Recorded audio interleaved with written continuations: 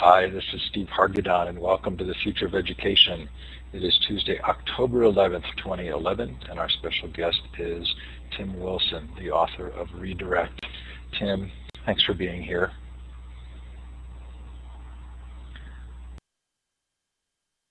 I told you to turn your mic off, so you have to turn it back on to say hi. Sorry. Sorry, no, I'm here. Great to be here, Steve. Thanks so much for being here. The Future of Education is sponsored by my Web 2.0 Labs project, and support is given by Blackboard Collaborate. That's the program that we're in. It's a lot of fun, as you'll see. Coming up, Library 2.011, a virtual conference on the future of libraries, November 2nd. It's actually to the 4th of November if you're in Australia, so we apologize for that, but it is 2 days. About 150 sessions right now, all for free, all online. Should be a blast. The Future of Libraries and Librarianship, November 2nd through 4th, Library 201. Coming up on the Future of Education, this Thursday we're going to hear from Gino Bianchini, formerly of Ning, now of Mighty Bell. David Lordshire talks about libraries on Friday during a special During the Day session. Lee Crockett next week on Literacy is Not Enough. Mark Sermon on the Open Badges Project. That should be a lot of fun. He's from Mozilla. Mike Mariner on the PBS Road Trip Nation show. Then our big conferences. Newest on this list, Tasha Bergson-Michelson from Google is going to talk about digital and search literacy. David Maxfield, co-author of two fascinating books, Influencer and Crucial Conversations, is going to talk to us about education. I actually think, Tim, you and I could have a good conversation about that at some point, but we'll save that for another day. And then in January, Okay. Scott McLeod and Ian Jukes will come on the show. If you've missed any shows, they are all up and recorded, both in full Illuminate versions, or Blackboard Collaborate versions, and MP3 files. We talked to Peter Cookson last week about a Children's Education Bill of Rights. A terrific show. If you missed that one, do listen in. Before that, a special panel on an iPods in the Classroom implementation that kind of knocked my socks off, changed my mind about iPads in the classroom. Cecilia D'Oliveira, the head of Open Courseware at MIT, came on. Bob Glenner, the filmmaker. Anyway, all those recordings are up, lots of fun, and I hope that you'll take advantage of that. I'm going to give you permission here to indicate on the whiteboard where you're listening from. So look for the second icon down. It's a little star. And click on that star, and then click on the map. Feel free to shout out in the chat as well. Adrian, we can see you're listening in from Australia. Looks like someone from New Zealand.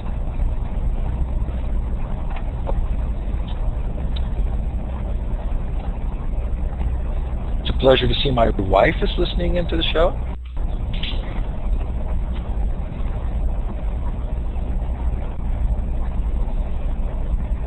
Anyway, wherever you're listening from, or if you're listening to the recording, we sure appreciate your taking the time. Thank you for doing so. So, Tim, this was just a fascinating book for me. I read it on a long plane flight, and I marked up the pages with big wows everywhere. Are you getting that reaction from others? Have you gotten the response you had hoped for?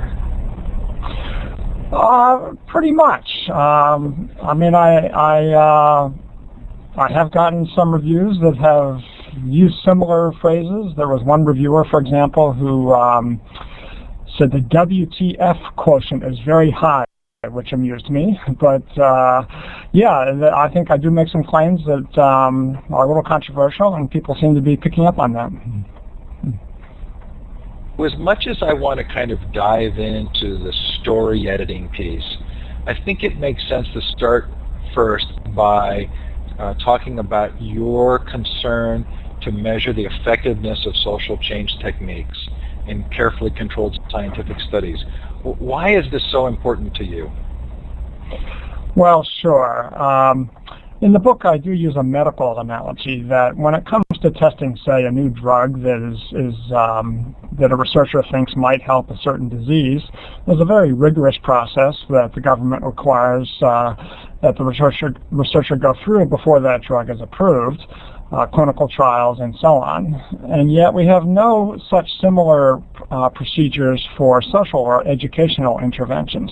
Now, I'm not suggesting we need something quite so rigorous as testing a drug. But on the other hand, there are lots of examples of programs that have been put into place that were never adequately tested and turned out not only to be ineffective, but in some cases even do harm.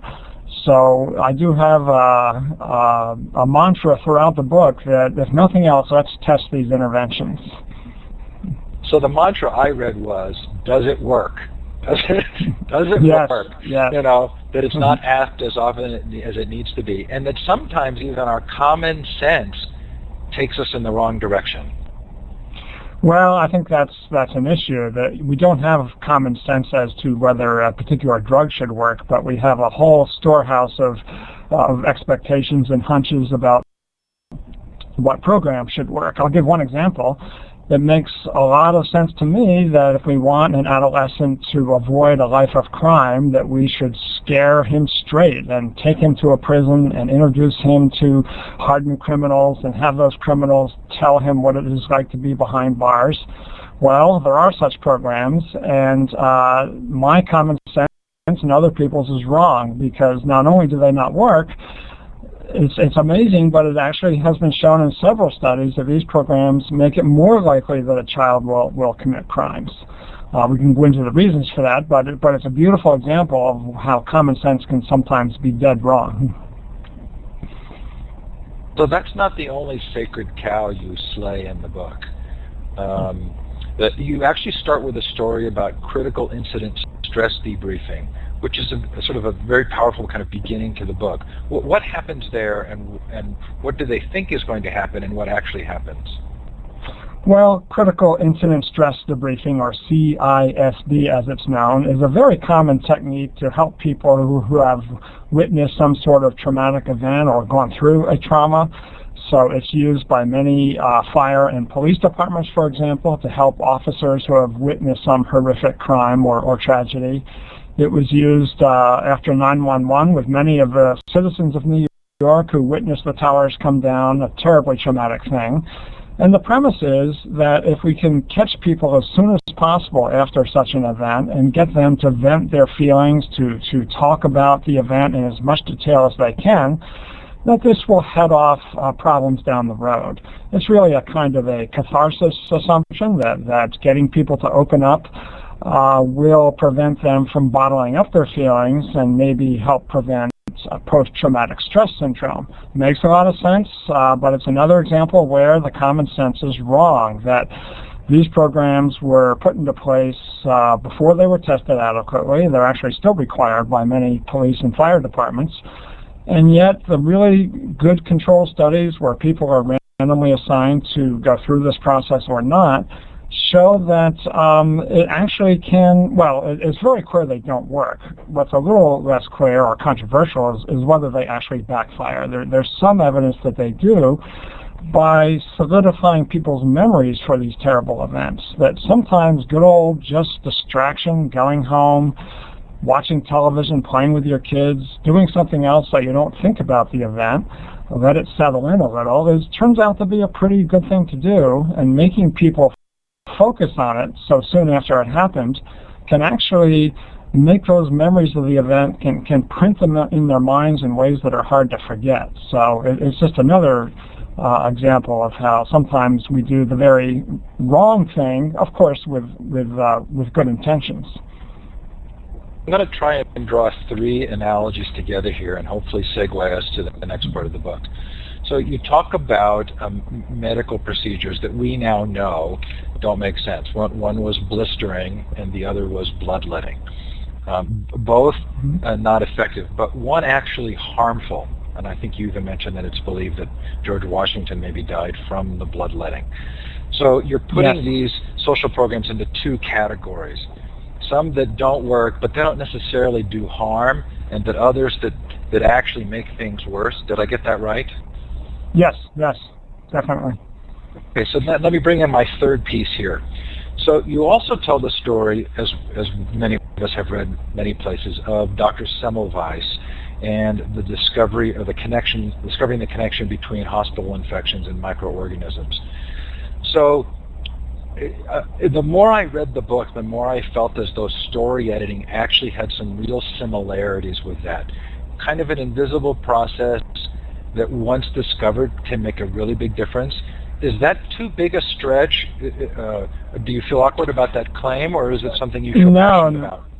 No, not at all. And I think it illustrates both the beauty but also the difficulty of studying story editing. So by story editing, I really mean, stories are the way we organize and live our lives, the kinds of narratives we tell ourselves about who we are and why we do what we do. And these are the driving forces behind most of our actions.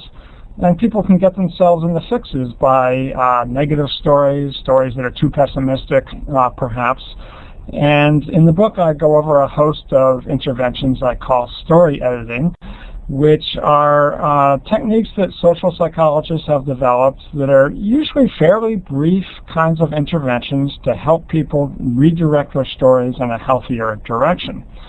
Now, the analogy to microorganisms that cause disease is these stories are hard to investigate because they are largely unconscious. I think we have many implicit assumptions we make that are not necessarily easy to verbalize, and that makes them hard for the psychologist to document and to study. So in some ways, I think we're like that Hungarian doctor who discovered disease through the experimental method. He just made physicians wash their hands before delivering babies, and without ever directly discovering microorganisms, came up with a theory that there must be something on the doctor's hands that were transmitting disease. I think we're at a very similar point with the study of these stories, that they're hard to put under the microscope, but they seem definitely to be there and to be a powerful tool to change people's behavior. So I like that analogy. Well, it really had that effect on me. As I read through the book, I kept kind of recasting things based on this importance of narratives. The sense that really stood out for me in the book was that we interpret rather than observe the world. And we have these running narratives in our heads, and multiple narratives, and often sometimes maybe even conflicting, but that those narratives drive our behavior based on the perceptions that we have.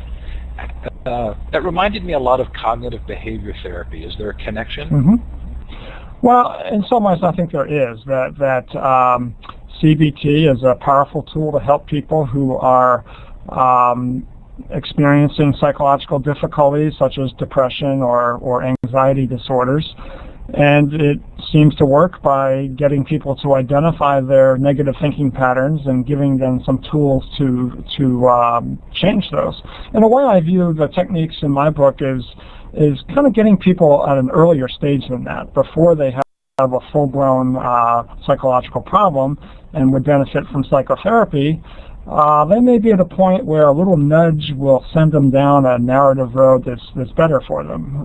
There's examples of students, for example, who are doing poorly and are kind of at a narrative fork in the road where they're not sure how to understand this or interpret it. Does this mean that I'm a hopeless failure, or does it mean that I somehow can learn to do better in school if I try harder? And there's some interventions that I and others have done that show just a little bit of a nudge can send them down the better path. But this is really before they need psychotherapy. So I really want to talk about that nudge and the story promptings, but I will tell you that one of the intriguing pieces of this that really confirmed it for me was recognizing the degree to which certain quotations have really altered my perceptions. And that helped me to realize that even a small, simple thought can kind of radically alter your worldview. Mm-hmm. Yeah, do you have some examples of that? I have one. I heard about a year ago, not every cloud brings rain. And that was just such a fascinating thing. It kind of opened my eyes to sort of the difference between challenges and disasters. Interesting. Yeah, that's a good one. Okay, so seeing things as an opportunity, yeah. So small interventions can sometimes reap huge benefits, and you have there are three techniques that are sort of significantly identified in the book that we'll go through, and then one that I think that you use quite a bit, but I'm not sure that you fully labeled as such, but I'll ask you about that when we get there. So the first is story prompting, and why don't you tell that story of the college students and kind of I think it was a 15-minute video that sort of significantly altered the course of their academic careers. Sure. Well, I think college students, when they begin college, are often at a point where their story isn't well formed about what kind of student they might be or how successful they'll be, and they're very vulnerable to if they encounter a stumble in the road, they're vulnerable to getting caught in a pessimistic style of thinking. And so many years ago, we did an intervention with first-year college students in which, well, first of all, we identified people we thought were at risk. So these were students who were not doing well and were quite worried about their performance. And we brought them in and randomly assigned them to two groups. Our so-called story prompting group, we simply gave them some statistics suggesting that lots of people have problems the first year but improve their grades once they become sophomores, juniors, and seniors. And we showed them some videotaped interviews of older students who said, yeah, you know, it was a little rough for me my first semester, but by the time I got to be a junior, my grades had improved significantly. So really a very simple message, but one that we hoped would make a little light bulb go off in these kids' heads and say, hey, you know, maybe this isn't me, it's something about the situation that I need to deal with. And to see if that was true, we followed these students for about a year, and indeed the ones that were in this story prompting group as opposed to our control group that just got no intervention, got better grades and were significantly less likely to drop out of college too. So sometimes, well, I think the reason these little interventions can be so powerful is they can be self-sustaining, that a student who entertains the idea that, hey, you know, maybe this isn't me, I just need to try a little harder. If he or she does try a little harder, it pays off perhaps with a better grade on the next test, and that reinforces this message, making them try even harder the next time. So they get bumped from a self-defeating cycle into a more self-enhancing way of thinking that kind of feeds itself over time. This reminded me a lot of the interview I did with Carol Dweck on her book, and you mentioned it, of course, in your book, Mindsets, and the difference between sort of a fixed and a growth mindset, and seeing the brain as a muscle versus feeling that you can't change or improve. And it also reminded me of the Marshmallow Experiment that Professor Michelle did at Stanford. Are you familiar with that experiment? Yes. So I was really curious about, I think there was a follow-up experiment where someone actually, maybe was it Albert Bandura, actually tried to teach the kids skills to do a better job with self-control. Does that fall in line with what you're doing here? Well, it does to some extent. I mean, my memory of those studies is that a simple strategy like don't look at the marshmallow and sing a song to yourself, you know, so little strategies like that, so you're not just staring at it wanting to eat it before the experimenter comes back.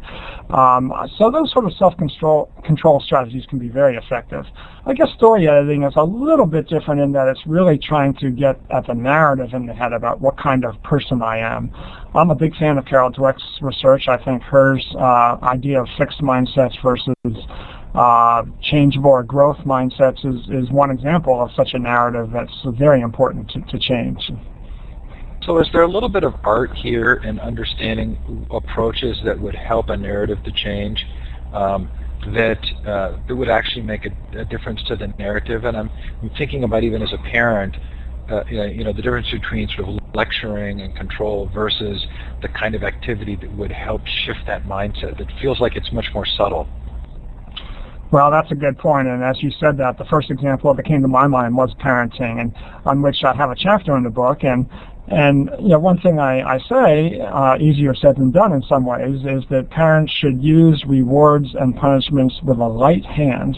The trick is to use them so that they're powerful enough that they do shape our kids' behavior in the way we want to, but they're not so strong that the kids think that's why they're behaving correctly. So take a reward. If we reward our kids too much for doing well in school or practicing the piano, they'll begin to think that's why they're doing it, and it might undermine their interest in that activity. But kids being kids, you may need a little bit of a reward to get them to practice the piano. So there's that middle ground, and it is a bit of an art to find that. I think parents need to experiment a little with that, and I have to say, with my two kids, they sort of caught on in my kind of awkward ways of doing this, and they could kind of in a sing-song voice repeat back to me, I know, Dad, that I'm not eating my peas just to get the dessert. I know about this reward thing, and so it got to be kind of a joke with us. But yeah, there is an art to it. So you say that jokingly, and I was laughing as I heard it, but I also felt like, as I was thinking about that same idea, that there's something very healthy about that kind of transparency or visibility when you get to that stage. Recognizing, yes, this is, I am trying to make sure I'm helping you, but I also am, as your parent, helping you to be a better parent for your own children, and so it does need to be transparent. Yes, that's a really good point. I think so. At the same time, these subtle prompts, they do have to be subtle, and that means sometimes not too obvious. So I think, kind of directing our kids' behavior gently in ways that they may not even recognize they're being guided can be a good thing. So I really like that, and I liked how seeing a lot of the social science stories that you tell, that I've read in other books or in other places, through the lens of story editing really helped me to understand them. And one in particular was Alfie Kohn's work on Punished by Rewards, and it gave me some clarity in understanding kind of the mechanisms by which those allegiances would change from loving reading to doing it for pizza. Yes. This is a very controversial issue because there are some economists who feel that the best way we can motivate kids to do better in school, particularly underprivileged kids, is to pay them, basically. Pay them for coming to school, pay them for getting good grades, and there have been attempts to do that in various school systems. None, to my knowledge, have been very successful, and I think one of the problems is that if they're done with too heavy a hand, it can undermine the kids' interest, that it can send the message that you're doing this to get the money and not because this is something that interests you. Now, admittedly, it's a difficult issue because if kids have no interest to start with and aren't going to school, well, something to get them there can be useful. So I'm not saying we should give up all rewards or incentives. They just have to be used a little more lightly than I think has been done in some cases. Well, I want to go back a little bit to the subtle piece, because one of the themes in the book for me was not just that these behaviors self-perpetuate within an individual, which they do, which is why maybe a small intervention can help, but that they can self-perpetuate between generations. And I read in the book a lot of encouragement to model. That in a lot of ways, as a teacher or a parent, you're modeling your narrative to your student or your child in everything that you do, and that can be, while subtle, it can be a really powerful social force that perpetuates itself.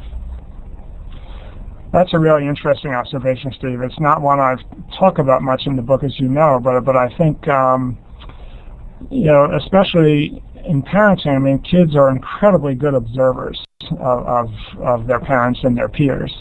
And they pick up on what we do incredibly well. And so I think modeling, we can lecture as much as we want, but showing them a good way to behave is very powerful. It was especially kind of noticeable for me to think of responses to things that would happen, and how in many ways, my own narratives or my thoughts have been defined either by a response that a parent or significant adult had to a situation, or my needing to find a way to respond differently. Yes, no, I think that's a really good observation. Okay, sometimes it's very. Go ahead. Go ahead. No, please. Well, sometimes it's very explicit. I think if we see someone who reacts in a different way, and we kind of talk to ourselves and say, gosh, what would I have done in that situation, and what were they thinking? And that can be a very powerful way to work through for ourselves what our narrative is. So if we stick with the modeling a little, you talk about the sort of repeating nature and sometimes family cycles, and in specific you talk about insecure attachment and a negative cycle there, and some pretty dramatic interventions that kind of change that. I think specifically for women who were struggling with babies. And I think there may also be a story about abuse. So can you tell a little, because you do call one organization out kind of explicitly, that their programs fail to actually make a difference. Are you willing to talk about that? Sure. It's, child abuse is a terrible problem in the United States and far too common, and there have been programs that have been developed to try to help parents who are at risk for abusing their kids. And there's one called Healthy Families America, which I believe is the most prevalent program. It's in most communities in the United States, and it's an incredibly well-intentioned program. Families who are at risk are assigned a home visitor who visits them, I believe it's about 20 times over the course of a year, so every couple of weeks or so, and they try to help the parents with parenting skills and things of that nature. Well, unfortunately, it's another example of a program that was put into place throughout the country before it was adequately tested with a random controlled trial. And once it was tested, to my knowledge, there's never been a good, well-done experimental study that has shown that program has any benefit whatsoever.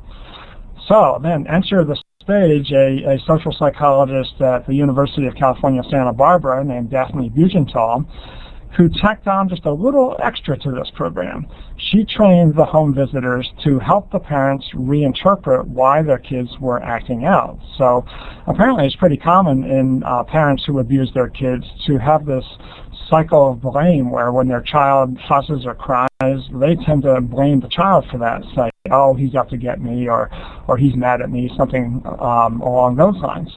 Well, what Bugental did is train the home visitors to just kind of in a Socratic way question that. Say, well, can you think of another reason why your child might be crying? And the parents might say, I don't know, maybe it's not that he's mad at me, maybe he has indigestion. And once they arrived at a more, a less pejorative explanation, one that they could actually do something about, the home visitor would reinforce that and say, that sounds right. Why don't we see what we can do to change that? And so Bugental, she's a good scientist. She tested this with random assignments. Some families got the home visits with this little extra story prompting intervention. Others did not. And it had dramatic effects. It reduced abuse in those families dramatically. It even increased the health of the children. She measured cortisol in the babies, which is a hormone that's a sign of stress, and the ones who were in the families that got this extra boost had lower cortisol levels. So, another beautiful story prompting, very subtle, simple kind of intervention that had dramatic effects. Yeah, I left those stories and that part of the book just kind of stunned at the degree to which healthy families produce outcomes that are so positive, and just how sort of self-repeating that would be. Families that do a good job with reading or vocabulary or music or just sort of decision making, just the incredible benefit that a child in that kind of a family gets.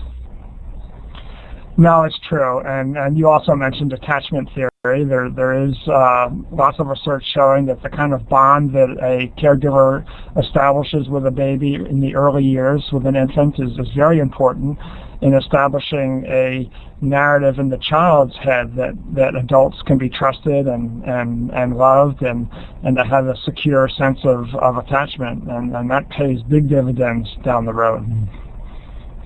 Okay, so it's always hard to believe how fast the hour goes, but we're about halfway through, and I want to get to your next sort of explicit technique, which is the writing exercises. And you give several different examples of this, but all at core have this sense of not only just writing down your thoughts and emotions, but then reconstruing the experiences to explain them. Did I get that right? Yes, so there have been a variety of such exercises that are designed for people who are, say, troubled by something in their lives and haven't been able to quite move beyond it. So in contrast to CISD, which we talked about earlier, where people are asked right after a trauma to express it, these writing techniques work best if some time has passed. You've tried to get over it yourself, perhaps, but it's still weighing on you a little bit. A few weeks have gone by, you find yourself thinking about some traumatic events. Well, the research says take out a piece of paper and for about 15 minutes a night, say 4 nights in a row, just write about your deepest emotions and feelings about this event. Don't worry about grammar. Do it in a place by yourself where you can just freely express your thoughts and feelings. This technique, which was pioneered by James Pennebaker, a social psychologist, is just fascinating. Now, in the short run, as you can imagine, it's pretty unpleasant to do this. People often cry, they get immersed in this event. But over the long run, particularly if by the end of the exercise they have found a new way of telling the story, found new meaning in this event, which often happens, then down the road they show better health, better immune system functioning, better subjective well-being. And some later studies have kind of honed more specifically how to do this writing exercise. And as you said, there's some research that suggests that the best way to do it is to take a third-person perspective on ourselves. So rather than really immersing yourself as if the event was happening again, kind of treat it as if you were a fly on the wall watching the event unfold to you, and also focus on why the event occurred. That these are the conditions in which people are most successful at reinterpreting in a way that allows them to move beyond these events. So it's a powerful technique. Yeah, it reminded me of a period of my life where I did a lot of journaling, and it gave me an ability to kind of look back at that and see the degree to which I was kind of reshaping my life at that point. Yeah, no, I at various points in my life have done the same, and sometimes we're at a point in our lives where it's just hard to make sense of a particular event or relationship or something that's happened to us, and writing can be a powerful tool to find some meaning in it. Okay, so next was do good, be good. And there was just this great story about teen pregnancies. And this was maybe the sort of the story that I really carried away from me in the book. The idea that changing behavior first can change the narrative.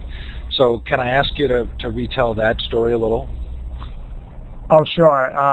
This is a principle that dates back to Aristotle, who said that one of the best ways to change who we are is to act that way first. That often it's our narratives follow our behavior rather than vice versa. And there are other schools of thought that have said the same thing, that try it until you make it, whatever that phrase is. Same idea, that this acting the way you want to be first is a way to have that narrative become ingrained. So the teen pregnancy story is that these researchers came up with this school-based program done in high schools where they had kids take part in a weekly health class, but as part of it, they were asked to do volunteer work for the year in some community agency. The kids got to choose the agency, so it could be an old person's home or a daycare center, homeless shelter, whatever they wanted to do, and they got supervision, but they were asked to commit to one of these agencies, which the kids did. Again, this is the mantra, a well-controlled experiment. The kids were randomly assigned to get this program or just a regular health class.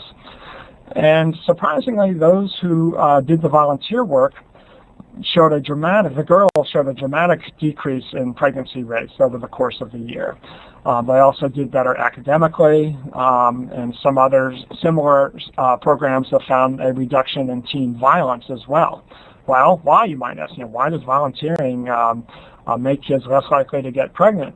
And I suppose you could say the crass answer is, well, if they're volunteering at the old person's home, they're less likely to be home having sex, which may be some truth to that. But I think if you delve into that study and look at other things they measured, I think what happened was it changed the kids' narratives. The kids who are most likely to act in a risky way to start with are those who are disengaged, feel alienated, like there's nothing at stake for them in this community. But once they get involved in a community setting, they perhaps find people there who depend on them, and they learn to become attached to these folks, and they begin to feel more engaged and like there is something in this community for them, and that changes their narrative in a way that makes them act more responsibly. Yeah, that was a particularly touching story to me because it led me to a place of thinking, what kinds of things can I do that I wouldn't normally associate with a narrative building that would actually make that difference, and especially with our kids, what things do we do that kind of help them tell a different story about themselves? Yeah, no, I think that really is powerful. So we're gonna shift to Q&A in a few minutes, but before we do so, I want to kind of go back to a macro view and ask if there are clues in your work here to thinking about larger cultural narratives. As individuals, we have narratives that describe and define what we do, but we also seem to have those narratives as a culture, and in some cases they feel very broken. So our narrative around prison and crime reform, our narrative around education, these seem to me to be narratives that we hold as a culture that in fact get us the opposite result sometimes of what we want. Have you thought about how you would apply some of these principles sort of to larger cultural issues? Well, boy, Steve, that's a really good observation, and I must say most of my thinking has been done at the individual level, but I think you're quite right. It's funny, I gave a talk over in England about a month ago on this work, and a fellow in the audience raised his hand and said, if these approaches are so powerful, aren't they dangerous? I mean, couldn't, say, a political party get a hold of these and shape our narratives in a way that were to the advantage of that party and get the electorate to fall in line? And I thought, hadn't really thought about it that way, but that kind of describes America fairly well. I think that's basically what politicians try to do is put forth a narrative that's to their advantage, and it may be right or it may be wrong, but the bottom line is vote for me. And the larger cultural ones you mentioned, I think there are some subcultures that end up with perhaps a maladaptive narrative, and I have to say I don't know exactly what to do about that at a cultural level. Most of the techniques that I've developed or others have developed have been more at an individual level, but other than the art of persuasion, where a leader such as our president or a congressperson really through narrative themselves tries to change the stories, it's a tough road to hoe. Yeah, we're thinking out loud about this, but it does occur to me that you identify in the book, as others have, sort of core human needs, belonging, significance, meaning, purpose, and maybe a clue would be, are those human emotions being used to bring people into a set of behaviors or patterns that are unhealthy? And Nazi Germany would certainly seem to fall into that category. So maybe in some ways it just helps us define movements. Well, I think that's true, and they can change rapidly. I think it's just less clear how to do it. So I think the Arab Spring is a beautiful example of this, where a movement starts with one person who protests and spreads, so that pretty soon a whole mass movement begins of people whose narrative has changed to think, I can actually change the government if we work at this together. And boy, I don't think anyone knows exactly how to trigger that or when it's going to happen, but it sure is powerful when it does. You also mentioned religion quite a few times in the book as kind of uniquely capturing some of these narrative pieces and helping individuals and families in these ways. In an era in which we're less confident of organized religion or less apt to be religious. How do we address those concerns? Well, it's certainly true that one of the critical ingredients for well-being is a sense of meaning, having an explanatory system through which we can understand the world and our place in it and how we got here and where we're going. And over the eons, religion has supplied those narratives very powerfully. And for those who have faith and believe them, I think that's great. I mean, I think the research shows that people who are religious, particularly if they're in a community of like-minded individuals, are a little happier. I think they can weather life's ups and downs perhaps a little better. But, religion isn't the only system of meaning that people can have. I think there are plenty of atheists who have a very firm belief system of wanting to help others and a sense of responsibility, social responsibility, that drives them to do good. And one certainly doesn't need religion to have that belief system. It's just we need some belief system. There's a cartoon I'm reminded of a guy who's climbing up a cliff to find the guru who's going to tell him the meaning of life. And he finally gets to the top of the mountain, and there's the guru sitting there, except the guru's wearing a T-shirt that says, "Life is a bitch and then you die." And, that's not a good meaning system to carry around with us. We need some sense of purpose and meaning, be it religious or otherwise. There was a quote from you, and I don't think it was in the book, but I think I picked it up from an article, where you talked about, I'll read it. "I also think that my knowledge of social psychological research has made me more tolerant of people who have different points of view than I do, or disagree with me about something." That really reminded me sort of our current political situation, and maybe in many ways, again, a reminder of the need for certain kinds of education that help us to see through other people's eyes and to see life through their narratives. Yeah, I think that's really true. That it helps to remind ourselves. I know it's true of me that when we disagree with someone, it feels so much like I'm seeing things the way they are and they're seeing things wrongly. And maybe that's true sometimes, but more often than not, it's that we have different interpretations of an event, that theirs may be as valid as mine, and before we're going to make any progress, we have to at least understand, what those different assumptions are, what the different stories are we're telling about the same event.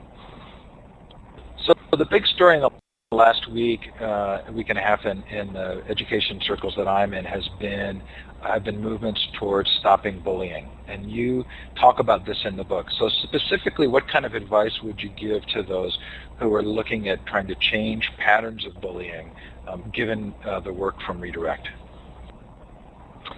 Well, I should say that I'm not an expert in this area particularly, but I do know of some programs that have been tested pretty well and that involve, quick interventions and recognitions on the on the part of the students, parents, and teachers of what bullying is. It's funny you mentioned that example, because just on my local news last night, they were talking about bullying, and they interviewed some fourth graders and asked them for what their definition of bullying was. And it was really fun to see these fourth graders kind of tell their narrative, and they clearly had picked this up through a program, and in their own words, they actually told it pretty well. This one girl said, I think it's just when people are mean to another person for no reason, and they sort of had the narrative that I think made it easier to recognize in what's going on, and then perhaps to do something about it. Okay, so we're talking with Tim Wilson about his book, Redirect, Surprising New Science of Psychological Change. This is the point in the program at which we shift to Q&A, although I've always got some prepared questions if we don't get any in the chat. But you can either put a question in the chat, or if you'd like, there are some icons in the participant window, and the third one over lets you raise your hand. I'll give you the microphone, and you can ask Tim a question. Tim, so while we're waiting for a question to come in, I've been reading a book on something called Appreciative Inquiry, which is brand new to me, but it's about using the act of asking questions about when things work right to help facilitate change in organizations or in large communities. And I kind of loved how the two books dovetailed for me, because it felt as though it actually involved people in explicitly sharing their best narratives. Have you seen that approach used before, and does it make sense to you? I'm actually not familiar with that, Steve, but it sounds very intriguing. So this is more at the group level and organizational level, telling stories about those organizations. Is that the idea? Well, the organizations, as a part of their change process, the first thing they do is to send a team out to interview dozens to hundreds of people to have them explain what they think the best and most successful things that they're doing at work are. Looking at what the organization does well, and when it does it well, why does it do it well that way? It was like light bulbs were going off for me, and I didn't necessarily know that you would know that material, but I kind of loved the connection with it. Called Appreciative Inquiry. Sounds very interesting. Okay, so Adrian asks, is there a narrative that research shows works best in empowering learning in schools?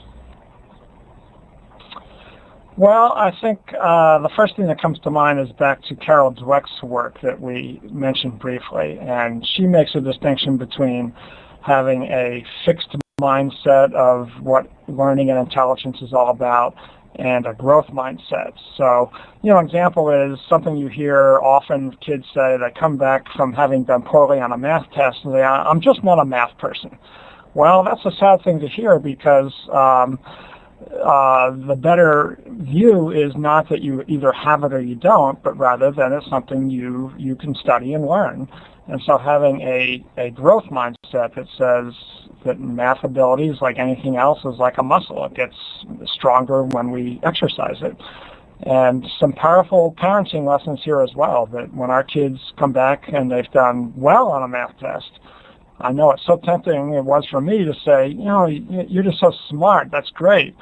According to Dweck, that's just the wrong answer, because it conveys a fixed mindset that you're smart, you have this thing. Better to say things like, that's great, your effort really paid off, to convey this growth mindset idea. I'm going to put a link in the chat, Adrian, to an interview I did with Larry Ferlazzo from the Sacramento area, who wrote a book called Helping Students Motivate Themselves. And he took a lot of what would be Tim and Carol Dweck's ideas, those same ideas, and put them into lesson form to help students see themselves as growing learners. I think you might find it really interesting. Tim, what about, I had a gentleman on the show a couple of weeks ago who started a humanitarian organization that helps villages become self-developing. Their model is to work to help the village develop their own leadership team that then determines what it is they want to change, and then to figure out how to change it. And now, having read your book, I saw that in light of kind of the narrative of the village. Were they being given handouts, and so were they dependent on others, or were they strong enough to be able to do their own thing? And that led me to sort of thinking about education at a community level, and schools that have built a culture around an education. Have you seen in your own life educational communities that maybe your children went to, or that you participated in, where you felt like there was a really good narrative about what education was about?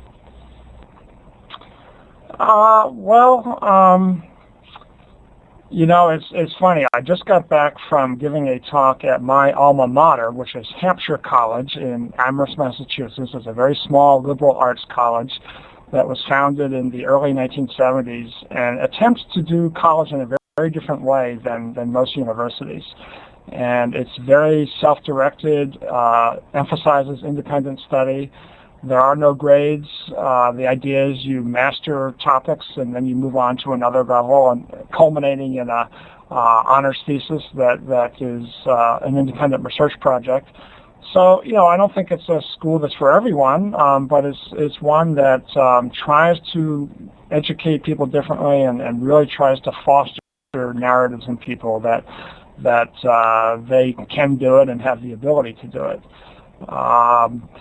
So that's the example that comes to mind, I guess, because I was just there. Good. So if you have a question for Tim, feel free to raise your hand. That's the third icon over in the participant window. You can click on that and raise your hand. I'll give you the microphone, or you can put your question in the chat. Do you have two children? I get the sense from the book that maybe it's two. Yes, I have a son who's 28 and a daughter who's 23. Do either of them have children? Not yet, no. I can't wait for those conversations. Have they read the book? I know that sometimes doesn't happen in busy families, but have they read the book and given you any comments about it? They have. They're both were very complimentary. I wouldn't be surprised if there was a little eye rolling at parts, particularly where I talked about them. But no, they've been very generous in their praise about it, and as has my wife who's read it. So that's been very gratifying. Did anybody criticize the book in a way that you felt was helpful to you? Well, if there's one criticism that's come up, I think it's is this really a self-help book or not? And, it's a good question because it is kind of a hybrid book. It's not a traditional self-help book in the sense that its main goal is to improve people's lives. It's really about the science of psychology and what psychology can do to test interventions that can help people. That said, I think there's a lot of advice in there that I hope people will find helpful. Each chapter ends with a so-called using it section of how people can apply this to their lives.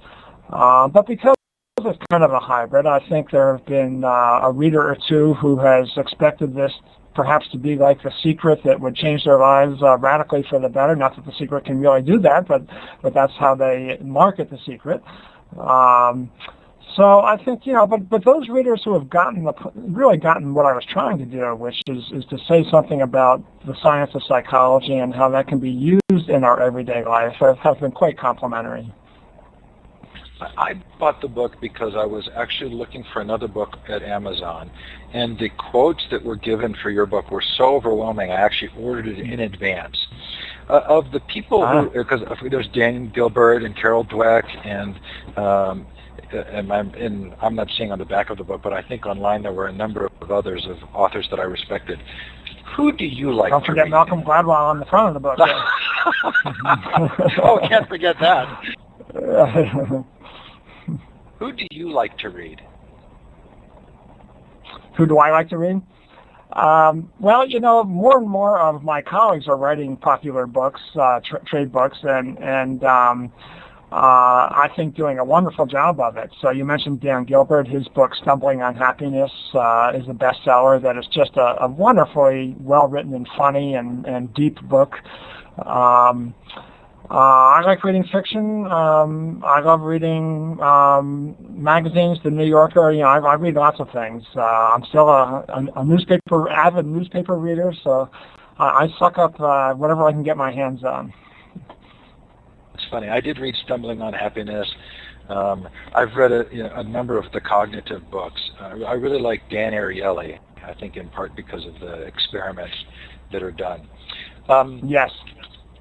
We've got just a minute or two more. If you've got a question for Tim, please feel free to raise your hand. Of course, I have lots I want to ask him, but if you do have a question, you can either raise your hand or you can put it in the chat. We'll give just a second here.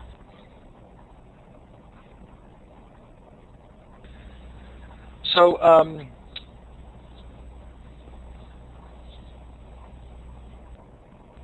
I kept waiting for there to be a deeper connection with the title.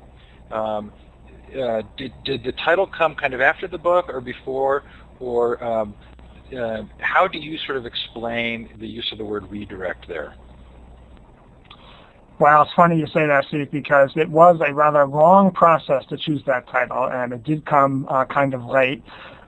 Initially, my publisher told me, one-word titles are passé, don't use it. But in the end, we settled on that, and I'm actually quite happy with it because this idea, back to the idea of the narrative fork in the road, and people need to be directed down one of those paths, or if they're already caught in the negative cycle of thinking, they need to be redirected to the positive one. That really does capture what it is these interventions are trying to do.